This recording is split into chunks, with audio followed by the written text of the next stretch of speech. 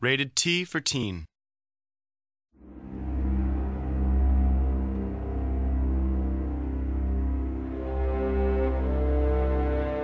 One of my favorite modes in Empire Earth 2, The Art of Supremacy, is the Tug of War. And the Tug of War is a mini campaign you can play either in skirmish or in multiplayer. And what you do is you select a number of maps, which is the length of the rope. It could be 3, it could be 5, 7, 9 maps. You also select a maximum number of battles you'll allow. There's 2 teams. It could be 2 individuals or 2 set teams. And if you and I are fighting, we start on the middle map. If you beat me, we move 1 map closer towards my home map. If you beat me in my home map, you win the game. At the same time, because you could go back and forth forever, there's a maximum number of battles you'll allow. You can allow it to be infinite if you keep wanting to play. And what happens if the maximum number of battles is exceeded, if we've gone back and forth, is whoever's closest to the other guy's home map, when that maximum number is reached, that person wins.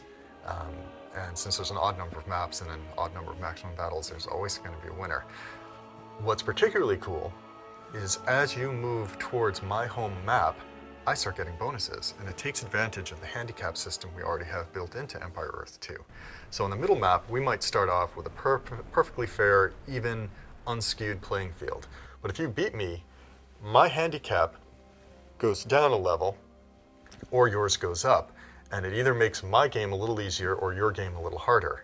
And that makes it much, much harder for you when you get to my home map, especially if you're playing on a 9-map rope, as we call it.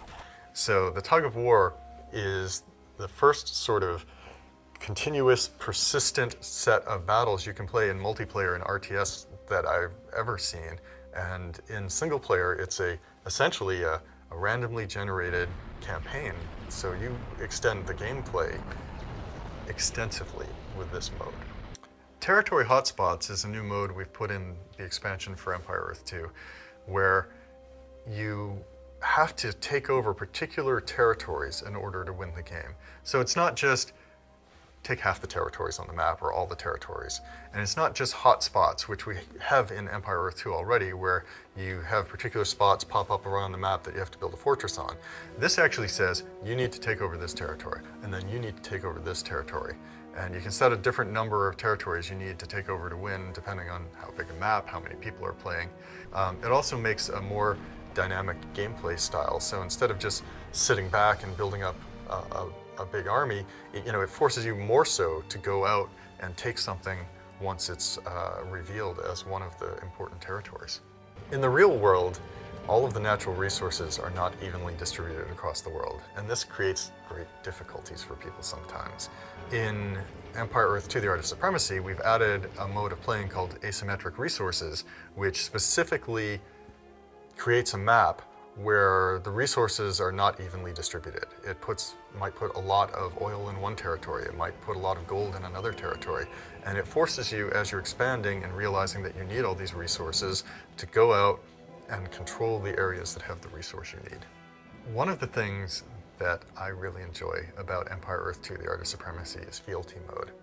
Now, if you think about the history of real wars, there are very few wars where the victor goes in and kills everybody in the other nation. So in Fealty Mode, what happens is we're playing a game, there might be 8 people, 10 people playing, and I have you on the ropes. And I say, you know what? I'm your daddy, and I demand fealty of you. You have 2 options. You can swear fealty, or you can decline to swear fealty. If you decline it, you get a temporary bonus against me. But if you swear fealty to me, it means that I can grab control of your military units. I get 10% of all of the resources you harvest. I get your entire line of sight, and you have a permanent alliance with me. And on top of that, if I think you're secretly trying to backstab me, I can have you executed instantly. It's a way, in terms of gameplay, for you to stay in the game if I'm beating you. Granted, you're on the other side now, but you still get to keep playing in the game.